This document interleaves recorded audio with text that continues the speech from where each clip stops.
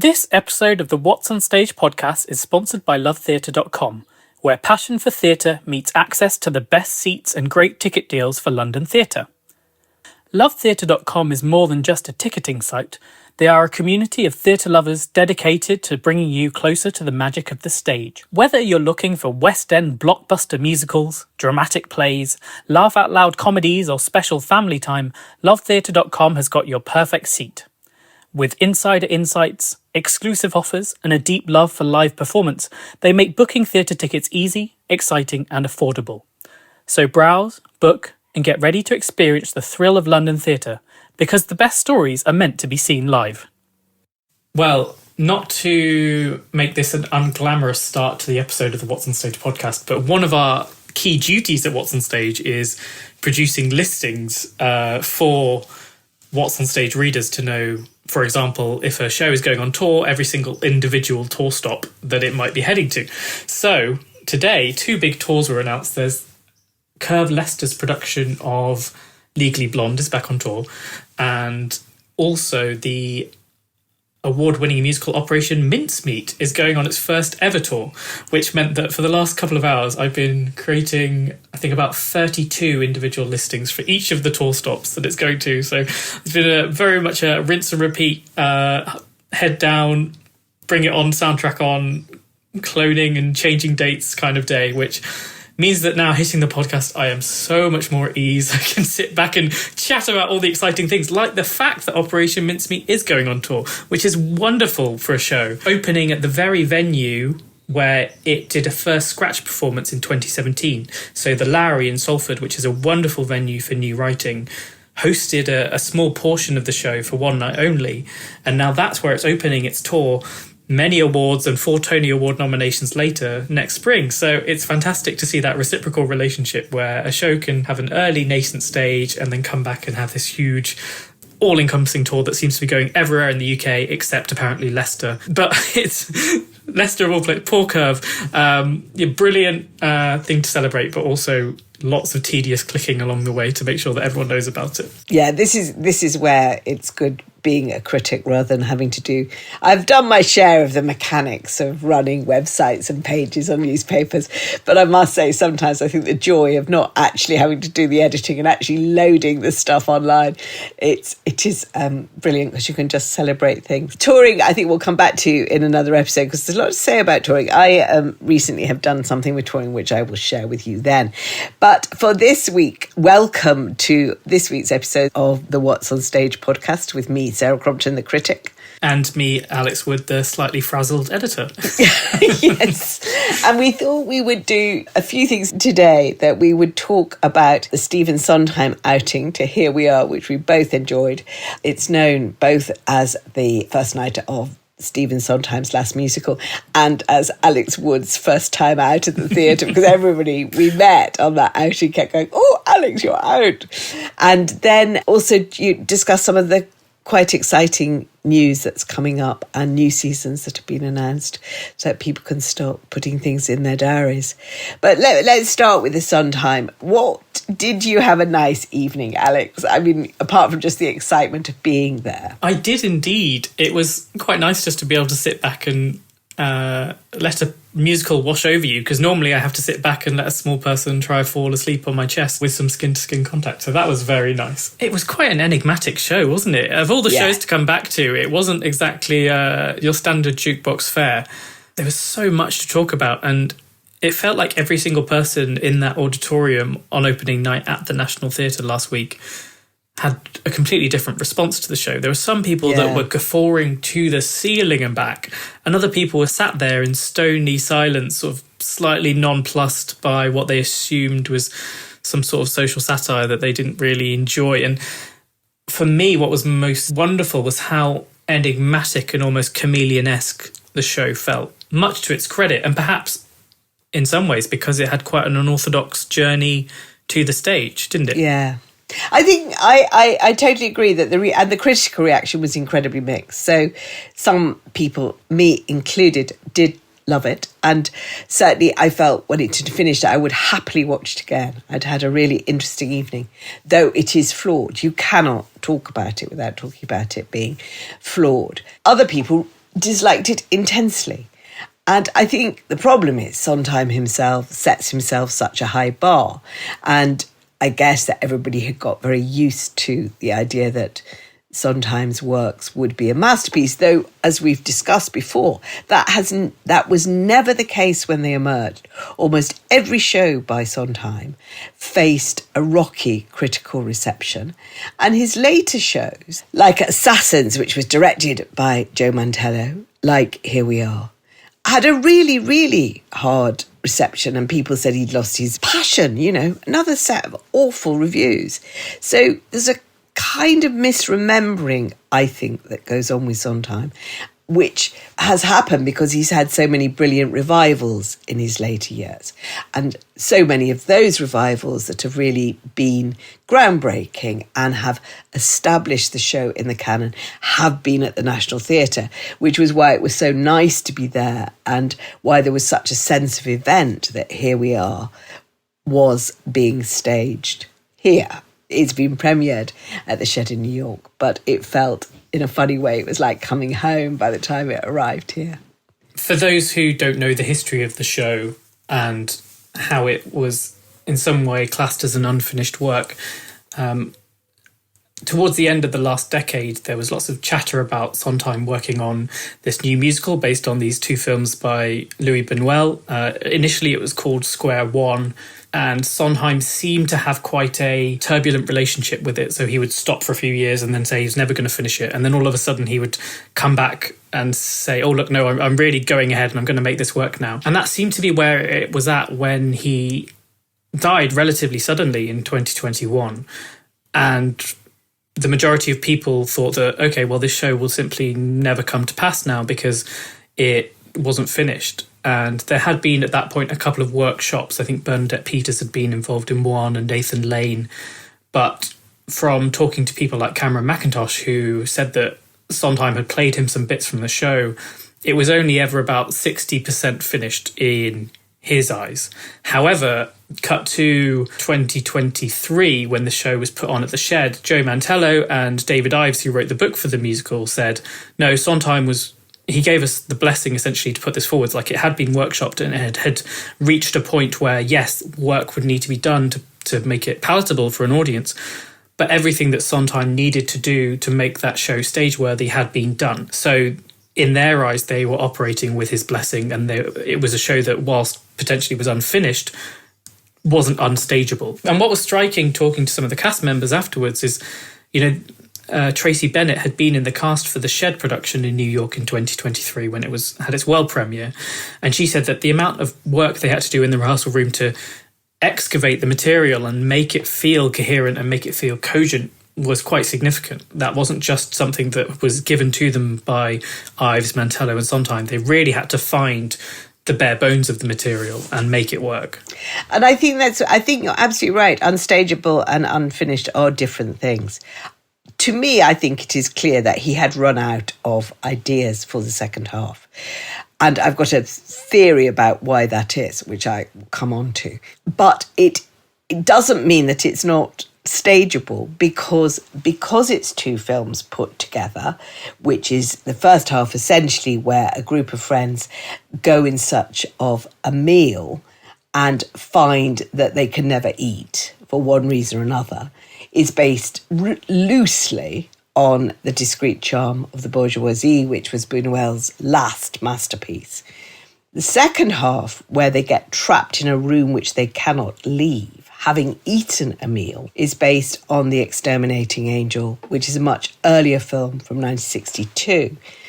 And I think what's interesting is that in the form of the show, one of which is about moving and one of which is about being still, you can just about get away with what happens with the music, which is that the first half is full of songs that are recognisably Sondheim. There's a brilliant patter song sung by Dennis O'Hare, who plays a variety of waiters and who was also in the Broadway original, well, in the American original. It's got great lines within it, which are so clever with Sondheim about Little Latte and so on. And yet the second half is basically underscoring with one rather moving song in it, And then a bit that you feel's been added on the end, where they get out and all the themes of the first act come in. So it works just about as a show in a way that, were it not based on two such contrasting films, then it wouldn't work at all. So the second thing, my theory is, I don't know. I didn't know Stephen Sondheim. I interviewed him twice, and on both occasions it was an absolute pleasure, and I felt like I was communing with God. But I've no idea what was happening in his mind in the last decade as he struggled to finish his show. But I do know the film, The Exterminating Angel, which is one of my husband's favourite films, and he's always talked about it with this huge admiration. And because I was going to see Here We Are, I watched The Exterminating Angel. And it is Buñuel at his most surreal. So there is no character development. There is nothing in that film. It is just this kind of weird, unsettling, crazy situation where a group of people are trapped in a room and lots of things happen and a bear appears and there are some sheep under the table and all the servants mysteriously leave. But because you have absolutely no involvement in the characters, I found it brilliant but chilly. Actually quite hard to love. And I have that sense that in a way that was part of the problem of Sondheim, that these people aren't, the exterminating angel people aren't really characters. You don't really care about them. They are just stuck. And being stuck is the hardest thing of all to write about. Here's a question for you as a critic. Do you think that the rose-tinted perception of Sondheim meant that critics might be more willing to give him the benefit of the doubt, or give David Ives the benefit of the doubt, if something feels elusive and messy and stuff? Yeah. David Ives, has written the book and created the shape, hasn't he? Yes, I think is a simple answer to that. I think if somebody presented it as a show to a small venue and said, let's put this on, then probably they'd say, well, go away and do a bit more on the second half. However, there are two things that... One is I think it's given the best production it could be given. It's brilliant and sparkling and clever in every respect what the National do. And the cast are exceptional. They are very funny, very poignant, very clever. It's got lovely costumes, brilliantly lit. It's sharp, fast, shiny. It's good.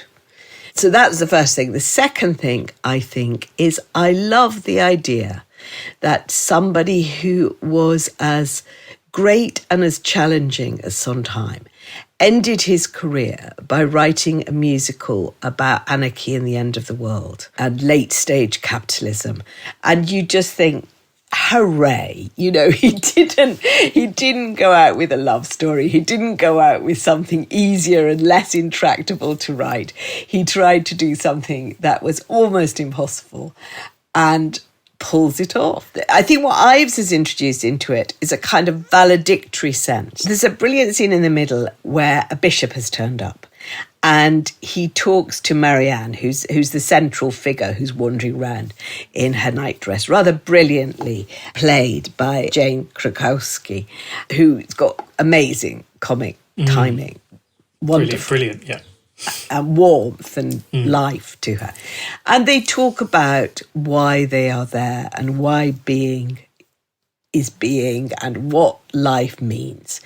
And there's something about the scene which says goodbye to Sondheim. There's this lovely line about we're matter that matters. And I feel that as a valediction, I was quite pleased to see that on the stage. There was another moment in the show where I think it was about 60% of the way through, the bishop is on the stage and there's a piano centre stage in the middle of the second half. And he suddenly tries to start playing the piano and the keys aren't working and there's no music coming out. And he says, oh, the music stopped. And it felt, again, very meta-theatrical, like, oh, this is where our composer died and we've got nothing left to play Yes. for a while. The other thing that struck me, and I was talking to the Time Out critic, Andrzej Lukowski, saying it's so strange because we revere so much of Sondheim's old work, like The Follies and Company, that it's almost disconcerting when you hear him satirising things like huevos rancheros or oat milk lattes, which feels far too contemporary for someone like Sondheim to be writing about. But it kind of shows that he hasn't really, for the last 20 years or so, had any particular work that's entered the zeitgeist in the same way. That was particularly funny. But it is a really interesting question about, is there work that is unstageable? In a way, it kind of reminded me of a sort of a more accessible Sarah Kane show, where I'm sure whatever was on the page could have been interpreted in so many different ways. And there's so many interesting ways you could have done the second half of that show that they chose not to do. They chose to do a very maximalist, lavish set, whereas the first half had a very stripped back, abstract set. And a lot of the cast members are talking about how Buñuel was inspired quite considerably by sort of contemporaries like Salvador Dali. So again, it feels like that bled through to the production.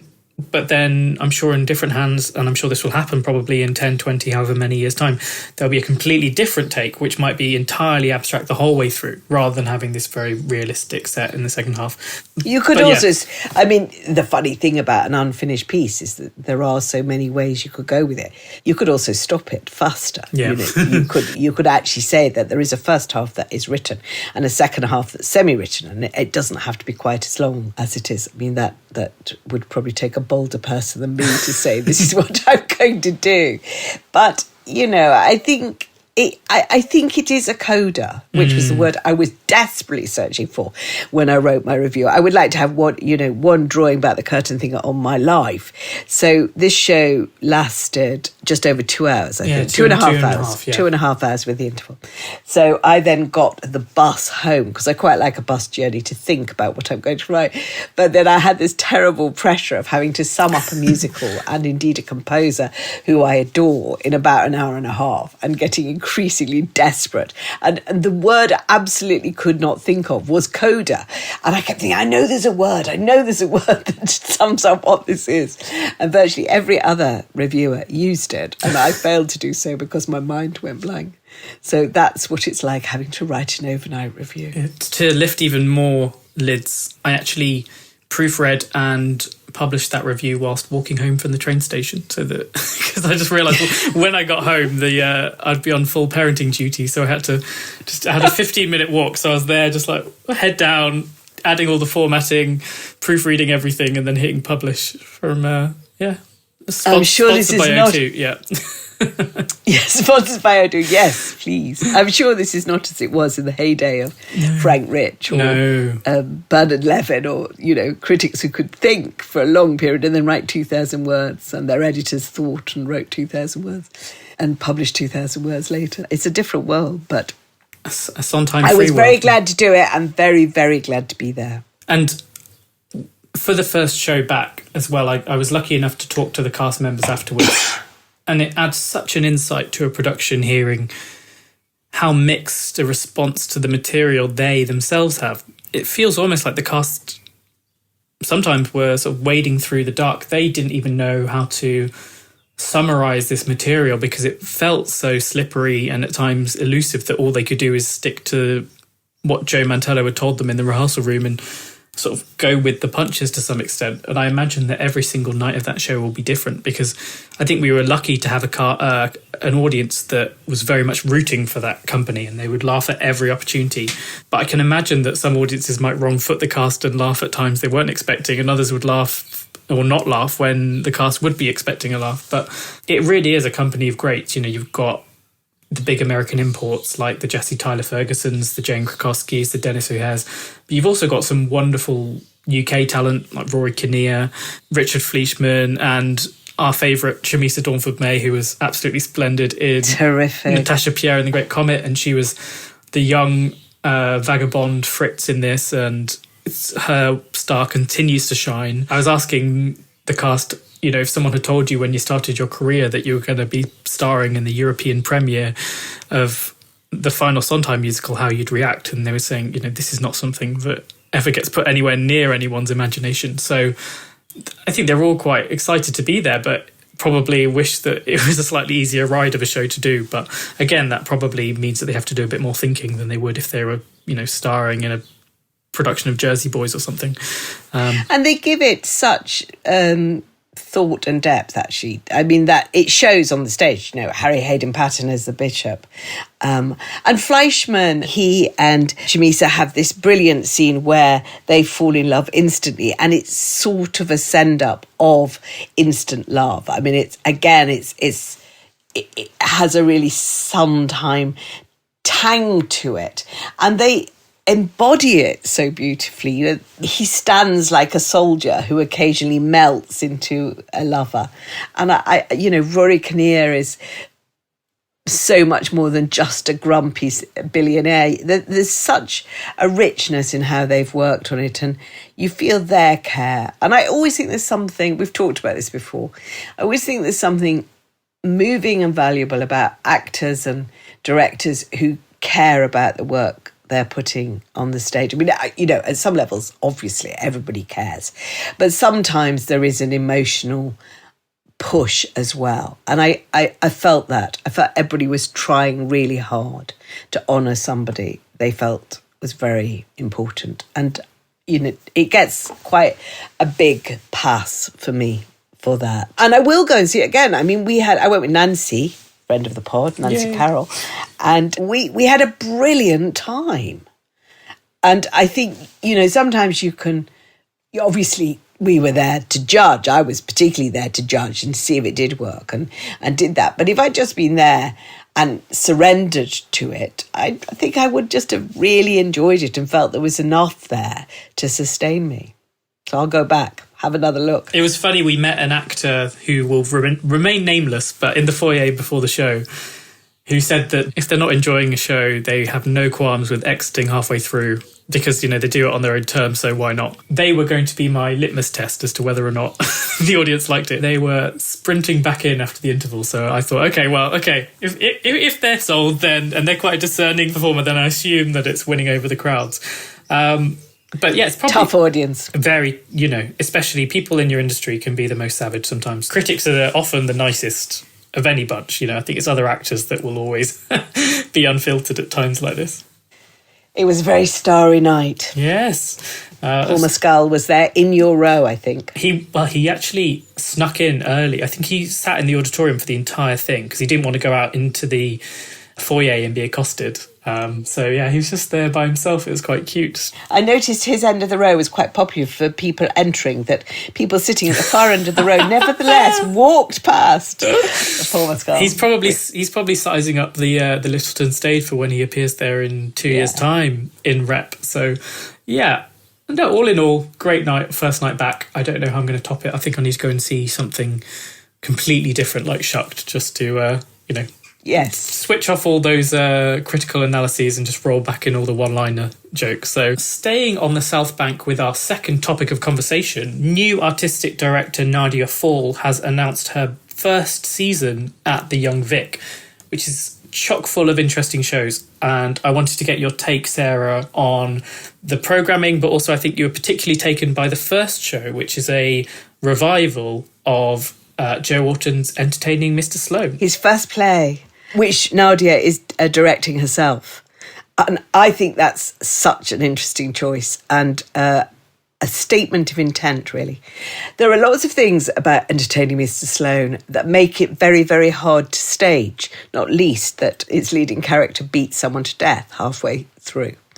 And the last time it was revived, which is quite a long time ago, people were truly shocked. I think it's a fascinating play. Interestingly, here's my historical fact for the day. It was written in 1963 and I think comes on in 1964, and it is funded by Terence Rattigan. Let never anyone say that Terence Rattigan was a stick in the mud. He went to see Joe Orton's Entertaining Mr. Sloane in some development place, and he gave Orton the £3,000 he needed to put it on because he thought it showed such talent. Now, you cannot imagine anything further from Rattigan than Orton, because it's very Pinteresque. It's about a lodger who turns up and who causes trouble between a landlady and her gay brother, and they both essentially fight for possession of Mr. Sloane.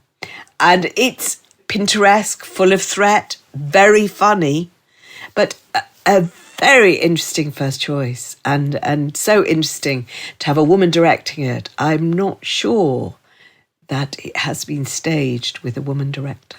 Is it a show that you ever could have considered David Lan or Kwame Kwei-Armah programming as their big season opener? Because I don't think it was. This feels new for the Young Vic. This feels like a new direction, and that's quite exciting. And I feel as though Nadia Fall is bringing from that programming sensibility that she had at Stratford East and applying that to the Young Vic, which is probably a very good thing. You know, in terms of hitting the ground running, this is a great crowd pleaser that, as you say, can be quite edgy. So yeah, I think it's a great sort of like kicker to start the autumn off in style, I suppose, and some great casting there with Tamsin Outhwaite and Daniel Sakira as well. So pretty strong all round.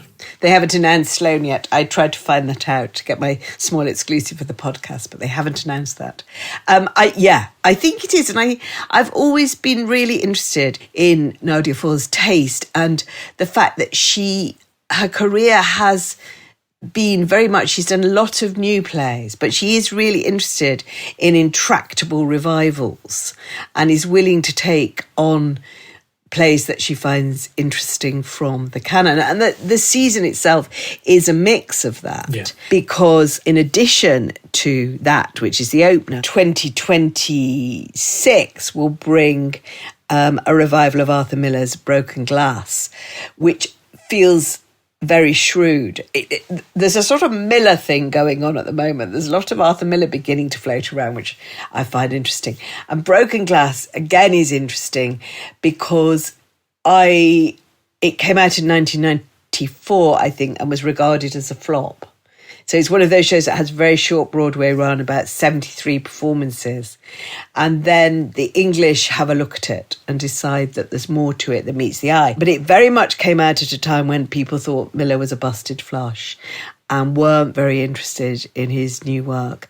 And what I think makes it pertinent now is it's about a couple in 30s New York where the wife gets possibly a psychosomatic paralysis, which is related to Kristallnacht, which has just happened in Germany with the rise of the Nazis. And the interesting thing for our age is it's about turning your face against things that are happening in the world. It's a play that asks questions about denial of your identity, denial of a Jewish identity, but also just that simple turning a blind eye and what effect that can have. That feels bold as a choice as well. It almost continues the trend that Jordan Fine started with his production of Fiddler on the Roof, which... He's directing it. Yeah, and he's now directing this production of Broken Glass. So again, a director that's able to have conversations between their different productions is always interesting as a theatre goer and as a critic. In between that, of course, is the Young Vic's running trend of programming very anti-festive shows over Christmas.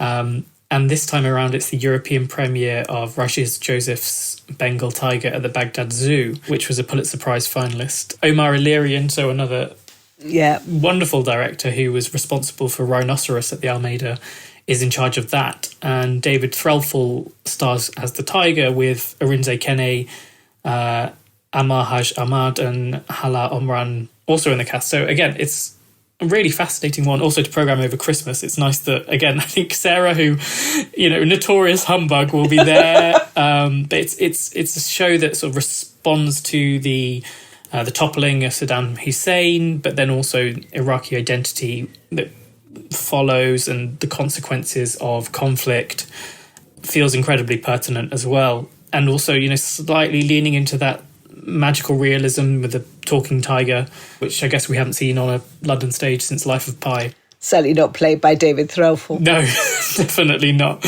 Who knows, he might win an Olivier for it, so that could be another Tiger Olivier. Again, really solid programming to ship something over that hasn't been seen on the UK stages, and that's something that the Young Vic does do very well and has done before, is bringing plays to London stages that have been successful elsewhere.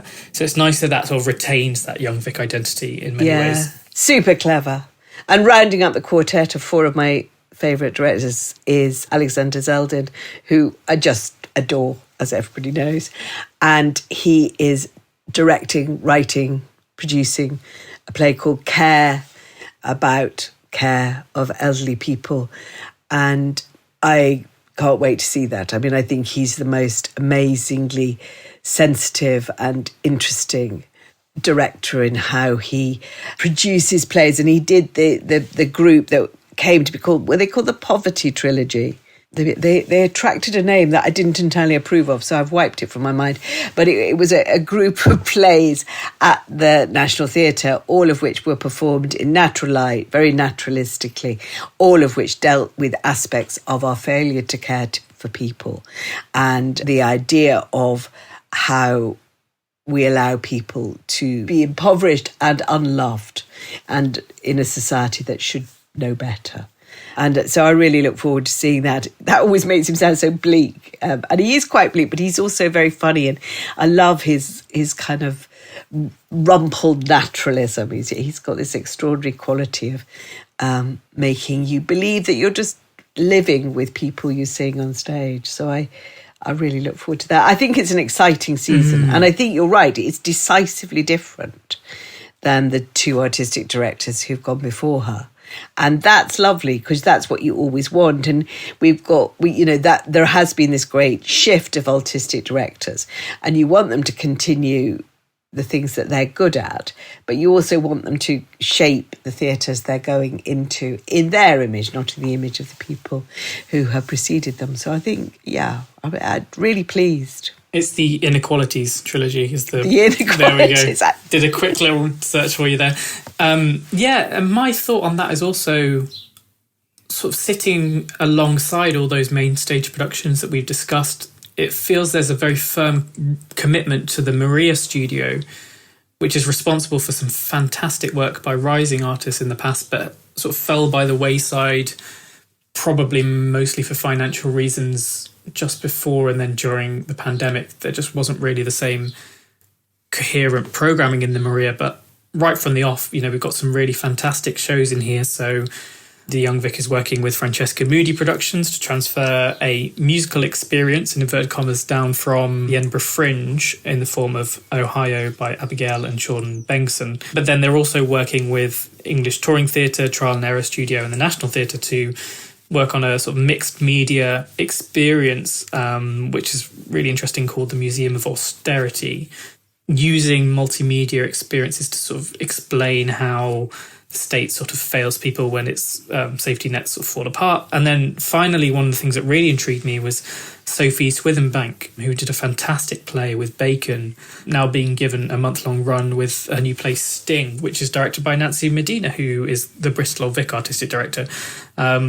And that for me feels exactly like what the Maria Studio needs to be used for. It's far too often you get a playwright who has one big play and suddenly they're catapulted into the world of TV because there's no space for them to have their second good play that's on a slightly more prestigious stage. Having somewhere like the Maria Studio available for those playwrights that might have had one big hit and then need that next big hit, you want someone like Nadia Fall to find those people and give them a space to have a month-long run.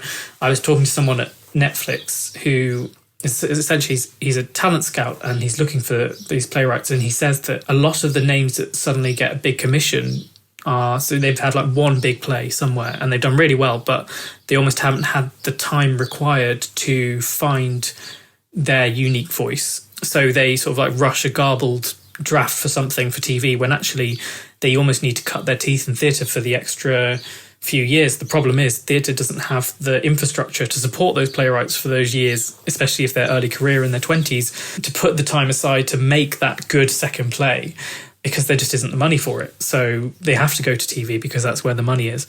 So it's great. Hopefully more venues will watch what Nadia Fall's doing and say, hey, we should start being a bit more proactive with the way that we program our studio spaces. Like look at somewhere like the Royal Exchange in Manchester hasn't had a chance to properly program its studio for a while. Hopefully as sort of venues do get a bit more financial stability or their audiences return, they'll be able to take those swings that give early stage artists a bit more opportunity to present new work. So yeah. That was that was the bit of the press release that stood out to me for sure. I think it's really brilliant, and I totally agree with you. I mean, it happens. So you do so often see a really good first piece, and then somebody either vanishes, which is usually to TV, or the second piece feels rushed. It happens a lot in dance as well, actually, the support, the ongoing support to allow artists just to cut their teeth and to fail if necessary. It is not there. And I think, it's brilliant how she's using the studio. I'm glad you reminded me of the Inequalities trilogy, because also, I mean, actually, the experimental work in the studio very much feeds into that and will feed into Zeldin's Care. So that also feels like very sensitive programming, I think. So looking forward to it. We're also looking forward to, in a completely contrasting vein. A vein, very funny. I like that. Cynthia Erivo of Wicked fame is returning to the West End stage as Dracula. Yeah, and many other characters in a solo version of Bram Stoker's cult classic novel. Fantastic news for anyone that likes their horror stories on stage. Yeah, the team behind The Picture of Dorian Gray, which I said was one of my favourite shows of 2024, reuniting to return to this production, which actually is part of another trilogy that director Kip Williams put together, his Gothic trilogy of plays, and this is the final part of that. Dorian Gray was one of the other plays in that trilogy. So using all the bells and whistles that were present in Dorian Gray, and probably some others, Cynthia Erivo is going to be playing every single character in Stoker's text and charting this chilling and horrible novel, hopefully in a very interesting and dynamic way, on the Noel Coward stage from February next year.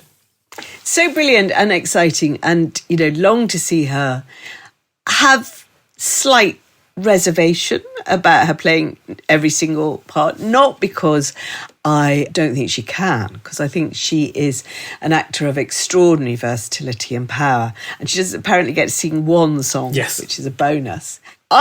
My only concern is I liked Dorian Gray slightly less than you, as you know, but I felt it was brilliant because it so much fitted Wilde's theme about the use of Instagram, the use of apps, the use of constant filming, really fitted with the idea of the portrait in the attic.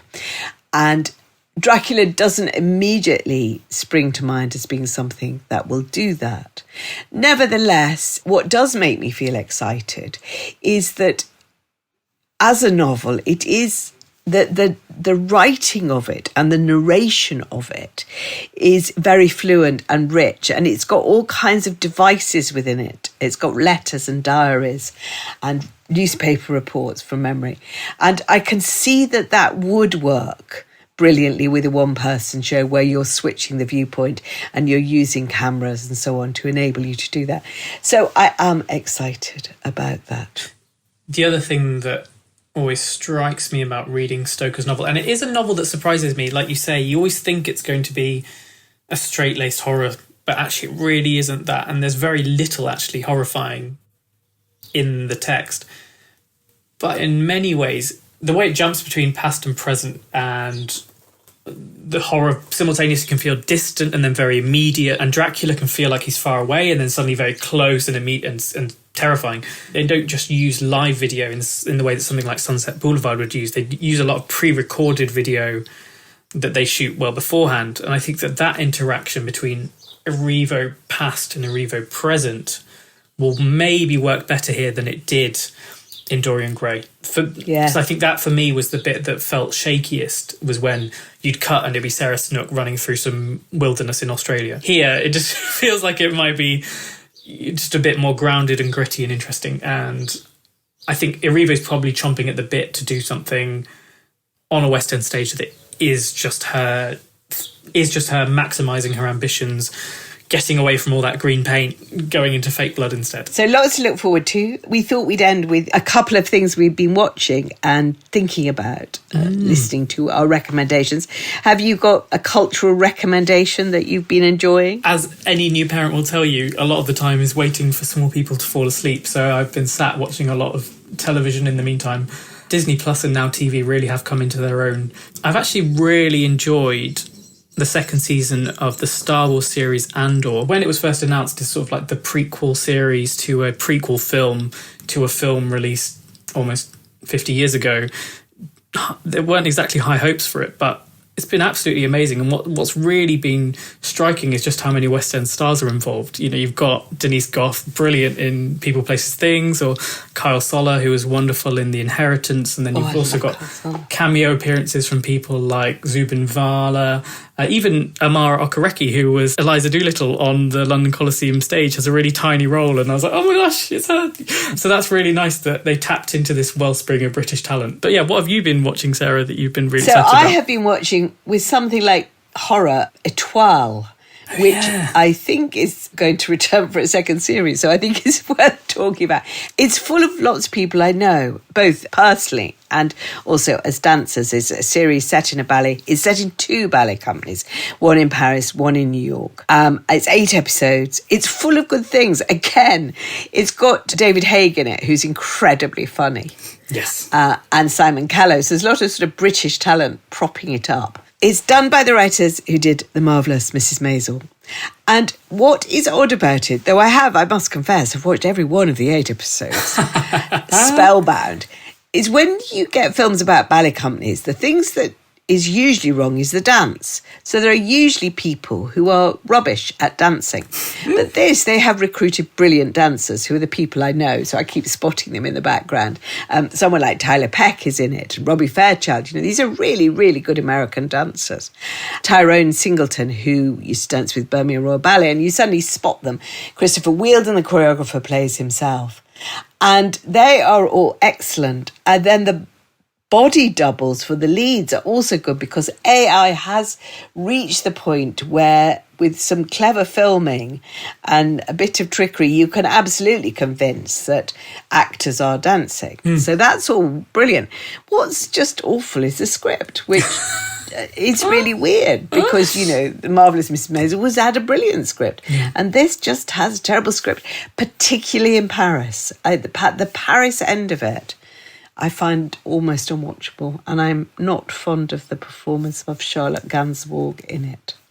But nevertheless, that's kept me going. I'm going to defend one sequence at the end of the first episode where... Is that all you've watched? I've watched 3 episodes, and it's because it's because my wife is desperate to watch it, and because we're on different shifts, we barely have any crossover time.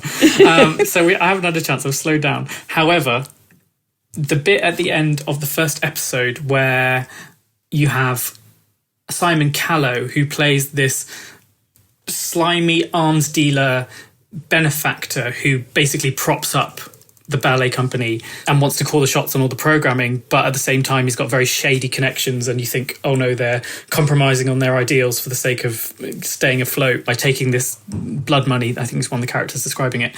He has this fascinating monologue with one of the artists where he's like, you look down on me because of what I do, yet you are so abhorrently ruthless to some of the artists that you work with. I think he's talking to sort of like the ingenue dancer that's sort of beloved across the world, but she's absolutely horrific to work with. And he's saying, why do you judge me so much when you can tear down choreographers and people around you, and I'm the one that's keeping this place afloat for my own egotistic reasons? We're all in the gutter here, might be looking at the stars, but we're still in the gutter covered in mud. So it was that for me was very nuanced, because I think at this time where philanthropy is so important for theatre, it's an important conversation to have. Like, you know, does a devil's sins get absolved simply because they support the ballet? Does that make them a better person if they've traded in arms, but they've also helped a new rising star ballet dancer find their feet? Probably not, but it's a fascinating discussion, I think. To be discussed at a later time, and also worth pointing out that at a time when the government is still rumbling away about getting rid of the Department of Culture and generally, as far as anyone can see, not being very supportive, it is worth noticing that all these TV series are absolutely packed with talent that has been nurtured in the subsidised companies and the struggling small independent companies of British theatre and dance. So that's a good moment to stop. I think so, yeah. For this week. Wonderful. Me and my soapbox. Yes, we can touch base next week. But in the pick meantime, up some more themes. Yes, I'd like to say it's a goodbye from me, Alex Wood. And a goodbye from me, Sarah Crompton. Make sure you like, follow, subscribe, leave a note, post a rating, recommend the podcast to all your friends, and tune in every Friday for a brand new episode of the WhatsOnStage podcast. Have a great weekend.